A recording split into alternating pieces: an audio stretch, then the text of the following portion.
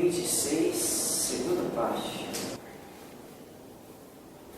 Segunda parte do capítulo 26, intitulado Perguntas que se podem dirigir aos Espíritos, lição 293. Perguntas sobre a saúde. Os Espíritos podem dar conselhos para a saúde? A saúde é uma condição necessária para o trabalho que se deve realizar na Terra. Por isso, delas se ocupam com boa vontade. Mas, como há entre eles ignorantes e sábios, não convém, mais por isso do que por outra coisa, dirigir-se ao primeiro que chega. A 25. Em se dirigindo ao espírito de uma celebridade médica, é mais certo obter um bom conselho? As celebridades terrestres não são infalíveis e têm, frequentemente, ideias sistemáticas que não são sempre justas e das quais a morte não as livra imediatamente. A ciência terrestre tem bem pouco de coisas em comparação com a ciência celeste, e só os espíritos superiores têm esta última ciência. Sem terem nomes conhecidos para nós, podem saber muito mais do que os vossos sábios entre todas as coisas. Só a ciência não faz os espíritos superiores. E ficareis muito admirados da posição que certos sábios ocupam entre nós. O espírito de um sábio pode, pois, não saber mais do que quando estava na terra, se não progrediu como espírito. 26. O sábio tornado espírito reconhece seus erros científicos, se alcançou um grau bastante elevado para estar desembaraçado de sua vaidade e compreende que seu desenvolvimento não está completo, reconhece e os confessa sem pejo. Mas se não está bastante desmaterializados, pode conservar alguns dos preconceitos dos quais estavam imbuídos na terra. 27. Um médico poderia, evocando aqueles dos seus doentes que estão mortos, deles obter esclarecimentos sobre a causa da sua morte, as faltas que puderam cometer no tratamento e adquirir assim um momento de experiência? Pode. E isso seria muito útil, sobretudo se fizesse assistir por espíritos esclarecidos que supririam a falta de conhecimento de certos doentes. Mas para isso seria preciso que fizesse esse estudo de um modo sério, assíduo, com um objetivo humanitário e não com um meio de adquirir, sem esforço, saber e fortuna. Questão de número 294. Perguntas sobre as invenções e as descobertas. Pergunta de número 28. Os espíritos podem guiar nas pesquisas científicas e nas descobertas? A ciência é a obra do gênio. Não deve adquiri-la senão pelo trabalho, porque é só pelo trabalho que o homem avança no seu caminho. Que mérito teria se não houvesse senão que interrogar os espíritos para tudo saber? Todo imbecil poderia tornar-se sábio a esse preço. Ocorre o mesmo com as invenções e as descobertas da indústria. Depois, há uma outra consideração, a de que cada coisa deve vir a seu tempo, e quando as ideias estejam maduras para recebê-las.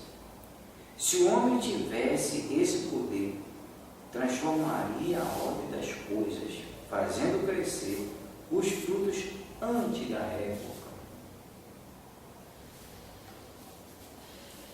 Deus disse ao homem: tirarás teu sustento da terra como o suor do teu rosto.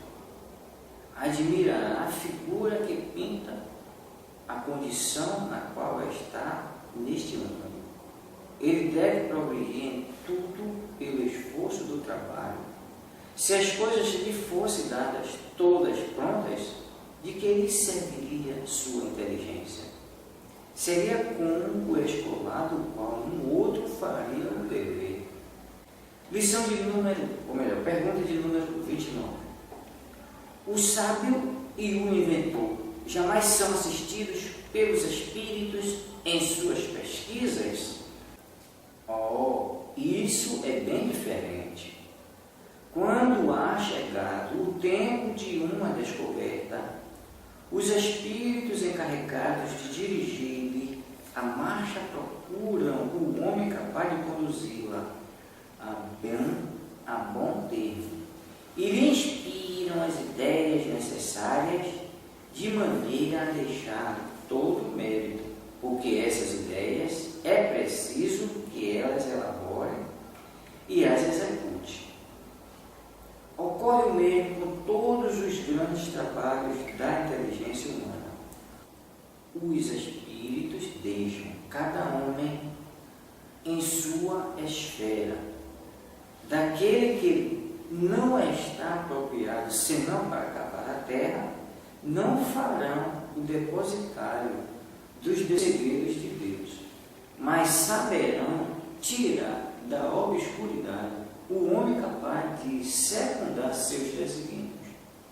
Não vos deixeis, pois, arrastar pela curiosidade ou ambição em um caminho que não é o do Espiritismo e que resultaria para vós nas mais ridículas mistificações. Nota: o conhecimento mais esclarecido do Espiritismo acalmou a febre das descobertas que, no princípio, muitos pretendiam fazer por esse meio. Chegaram até a pedir aos espíritos receitas para tingir e fazer crescer os cabelos, curar os calos dos pés, etc.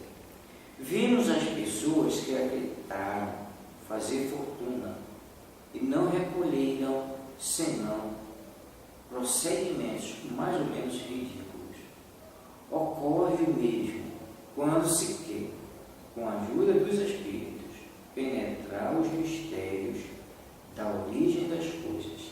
Certos espíritos têm, sobre essas matérias, seus sistemas que, frequentemente, não valem mais do que os dos homens e que é prudente não acolher senão com a maior reserva. Pergunta sobre os tesouros ocultos. Lição 295. Questão 30. Os espíritos podem fazer descobrir os tesouros ocultos? Os espíritos superiores não se ocupam dessas coisas, mas os espíritos zombeteiros frequentemente indicam tesouros que não existem, ou podem indicar num lugar ao passo que está num oposto. E isso tem a sua utilidade para mostrar que a verdadeira fortuna está no trabalho. Se a providência destina riquezas ocultas para alguém, encontrá-las naturalmente, de outro modo não. 31. Que pensar da crença dos espíritos guardiães de tesouros escondidos? Os espíritos que não estão desmaterializados apegam-se às coisas. Os avaros que ocultaram seus tesouros podem ainda vos vigiar e os guardar depois da sua morte. E a perplexidade em que estão de os ver arrebatar é um de seus castigos, até que lhe compreendam a inutilidade para eles. Há também os espíritos da terra encarregados de dirigir-lhes as transformações interiores, e dos quais, por alegoria, se fizeram os guardiães das riquezas naturais. Nota: a questão dos tesouros ocultos está na mesma categoria das heranças desconhecidas. Bem pouco seria aqueles que levassem em conta as pretendidas revelações que podem lhe ser feitas pelos brincalhões do mundo invisível.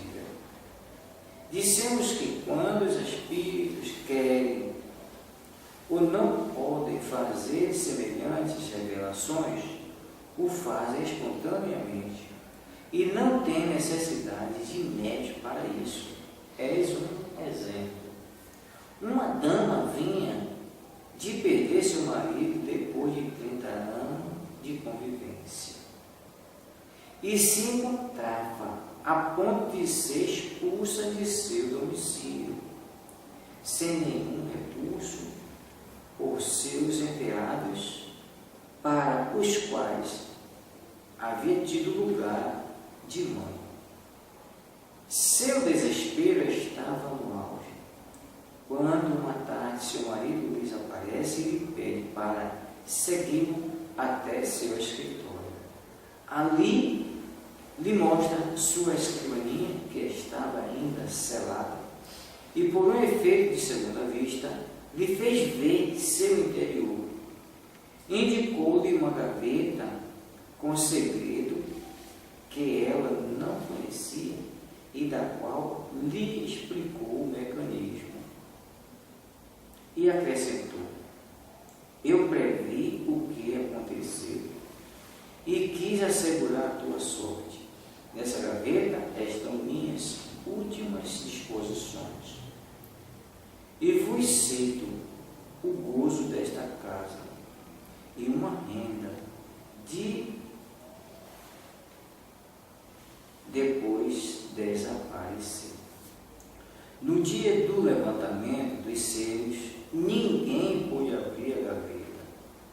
A dama, então, conta o que lhe sucedeu. Abre-a,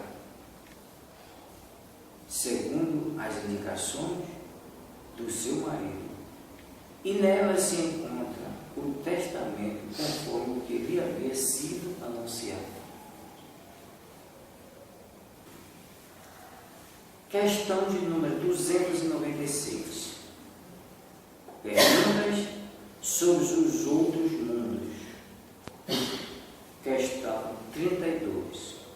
Qual o grau de confiança que se pode ter nas descrições que os espíritos fazem dos diferentes mundos? Isso depende do grau de adiantamento real dos espíritos que dão essas descrições. Porque compreendeis que os espíritos vulgares estão incapazes de vos informar a esse respeito, como um ignorante entre vós, em vos descrever todos os países da terra, endereçais frequentemente sobre esses mundos questões científicas que esses espíritos não podem resolver. Se são de boa fé, falam deles segundo seus ideais pessoais. Se são espíritos levianos, divertem-se dando-lhe descrições bizarras e fantásticas. Tanto mais que esses espíritos, que não são mais desprovidos de imaginação na erraticidade do que na terra, colhem nessa faculdade de narrativa de muitas coisas que não têm nada de real. Entretanto, não creiais na impossibilidade absoluta de terdes sobre esses mundos alguns esclarecimentos. Os bons espíritos se comprazem, mesmo em vos descrever aqueles que habitam, a fim de vos servir de ensino para a vossa melhoria, estimulando-vos a seguirdes o caminho que a ele pode vos conduzir. É um meio de fixar vossas ideias sobre o futuro e de não vos deixar no vácuo. Qual o controle que se pode ter da exatidão dessas descrições? O melhor controle é a concordância que possa haver entre eles. Mas lembrai-vos de que tem por fim a vossa melhoria moral e que, por conseguinte, é sobre o estado moral dos habitantes que podeis ter as melhores notícias, e não sobre o estado físico ou geológico desses globos. Com os vossos conhecimentos atuais, não poderias mesmo compreendê-lo. Esse estudo não serviria ao vosso progresso na Terra, e tereis toda a possibilidade de fazê-lo quando neles estiverdes. Nota: as perguntas sobre as constituições físicas e os elementos astronômicos dos mundos entram na ordem das pesquisas científicas, das quais os espíritos não devem nos poupar o esforço. Sem isso, um astrônomo acharia muito cômodo lhes pedir seus cálculos, dos quais, sem dúvida, se guardaria bem de confessar. Se os espíritos pudessem, pela revelação, poupar o trabalho de uma descoberta, é provável que o fizessem em favor de um sábio bastante modesto, para reconhecer-lhes abertamente a fonte, antes que em proveito dos orgulhosos, que os renegam e aos quais frequentemente poupam, ao contrário, decepções do alto.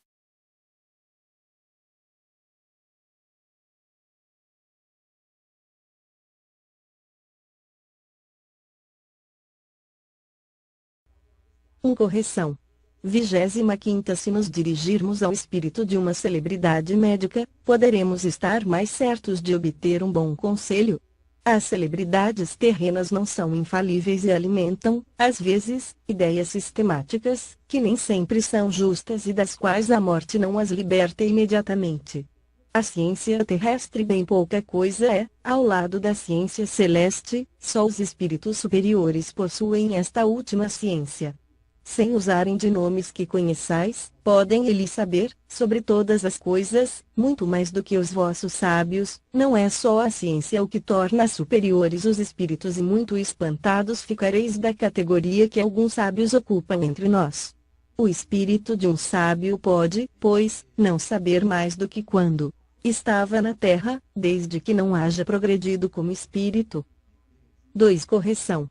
28ª. Podem os espíritos guiar os homens nas pesquisas científicas e nas descobertas. A ciência é obra do gênio, só pelo trabalho deve ser adquirida, pois só pelo trabalho é que o homem se adianta no seu caminho. Que mérito teria ele, se não lhe fosse preciso mais do que interrogar os espíritos para saber tudo? A esse preço, qualquer imbecil poderia tornar-se sábio. O mesmo se dá com as invenções e descobertas que interessam à indústria. Há ainda uma outra consideração, e é que cada coisa tem que vir a seu tempo e quando as ideias estão maduras para receber. Se o homem dispusesse desse poder, subverteria a ordem das coisas, fazendo que os frutos brotassem antes da estação própria. Disse Deus ao homem: tirarás da terra o teu alimento, com o suor do teu rosto. Admirável figura, que pinta a condição em que ele se encontra nesse mundo. Tem que progredir em tudo, pelo esforço no trabalho. Se lhe dessem as coisas inteiramente prontas, de que lhe serviria a inteligência? Seria como o estudante cujos deveres um outro faça. 3. Correção. 31ª que se deve pensar da crença nos espíritos guardiães de tesouros ocultos? Os espíritos que ainda não estão desmaterializados se apegam às coisas. Avarentos, que ocultaram seus tesouros, podem, depois de mortos, vigiá-los e guardá-los, e o temor em que vivem, de que alguém os venha arrebatar, constitui um de seus castigos, até que compreendam a inutilidade dessa atitude. Também há os espíritos da terra, incumbidos de lhe dirigirem as transformações interiores, dos quais, por alegoria, hão feito guardas das riquezas naturais. Nota: a questão dos tesouros ocultos está na mesma categoria da das heranças desconhecidas. Bem louco seria aquele que conteste com as pretendidas revelações, que lhe possam fazer os gaiatos do mundo invisível. Já tivemos ocasião de dizer que, quando os espíritos querem ou podem fazer semelhantes revelações, eles as fazem espontaneamente, sem precisarem de médiuns para isso. Aqui está um exemplo: uma senhora acabava de perder o marido, depois de 30 anos de vida conjugal, e se encontrava prestes a ser despejada do seu domicílio, sem nenhum recurso, pelos enteados, para com os quais desempenhara o papel de mãe. Chegara ao cúmulo seu desespero, quando, uma noite, o marido lhe apareceu e disse que ela o acompanhasse ao seu gabinete. Lá lhe mostrou a secretária, que ainda estava selada com os selos judiciais, e, por um efeito de dupla vista, lhe fez ver o interior, indicando-lhe uma gaveta secreta que ela não conhecia e cujo mecanismo lhe explica, acrescentando: previ o que está acontecendo e quis assegurar a tua sorte. Nessa gaveta estão as minhas últimas disposições. Deixei-te usufruto desta casa e uma renda de. Depois, desapareceu. No dia em que foram levantados os selos, ninguém pôde abrir a gaveta. A senhora, então, narrou o que lhe sucedera. Abriu-a, de acordo com as indicações de seu marido, e lá estava o testamento, conforme ao que ele lhe anunciara. 4. Correção. 32ª Que confiança se pode depositar nas descrições que os espíritos fazem dos diferentes mundos? Depende do grau de adiantamento real dos espíritos que dão essas descrições, pois bem deveis compreender que espíritos vulgares são tão incapazes de vos informarem a esse respeito, quanto é, entre vós, um ignorante, de descrever todos os países da terra. Formulais muitas vezes, sobre esses mundos, questões científicas que tais espíritos não podem resolver. Se eles estiverem de boa fé, falarão disso de acordo com suas ideias pessoais; se forem espíritos levianos, divertir-se-ão em dar-vos descrições estranhas e fantásticas, tanto mais facilmente quanto esses espíritos, que na erraticidade não são menos providos de imaginação do que na terra, tiram dessa faculdade a narração de muitas coisas que nada têm de real. Entretanto, não julgueis absolutamente impossível obterdes, sobre os outros mundos, alguns esclarecimentos. Os bons espíritos se comprazem mesmo em descrever-vos os que eles habitam, como ensino tendente a vos melhorar, induzindo-vos a seguir o caminho que vos conduzirá a esses mundos. É um meio de vos ficharem as ideias sobre o futuro e não vos deixarem na incerteza. Como se pode verificar a exatidão dessas descrições? A melhor verificação reside na concordância que haja entre elas. Porém, lembrai-vos de que semelhantes descrições têm por fim o vosso melhoramento moral e que, por conseguinte, é sobre o estado moral dos habitantes dos outros mundos que podeis ser mais bem informados e não sobre o estado físico ou geológico de tais esferas. Com os vossos conhecimentos atuais, não poderíeis mesmo compreendê-lo, semelhante estudo de nada serviria para o vosso progresso na Terra e toda a possibilidade tereis de fazê-lo, quando nelas estiverdes. Nota: as questões sobre a constituição física e os elementos astronômicos dos mundos se compreendem no campo das pesquisas científicas, para cuja efetivação não devem os espíritos poupar-nos os trabalhos que o demandam. Se não fosse assim, muito cômodo se tornaria para um astrônomo pedir aos espíritos que lhe fizessem os cálculos, o que, no entanto, depois, sem dúvida, esconderia. Se os espíritos pudessem, por meio da revelação, evitar o trabalho de uma descoberta, é provável que o fizessem para um sábio que, por bastante modesto, não hesitaria em proclamar abertamente o meio pelo qual o alcançará e não para os orgulhosos que os renegam e a cujo amor próprio, ao contrário, eles muitas vezes poupam decepções.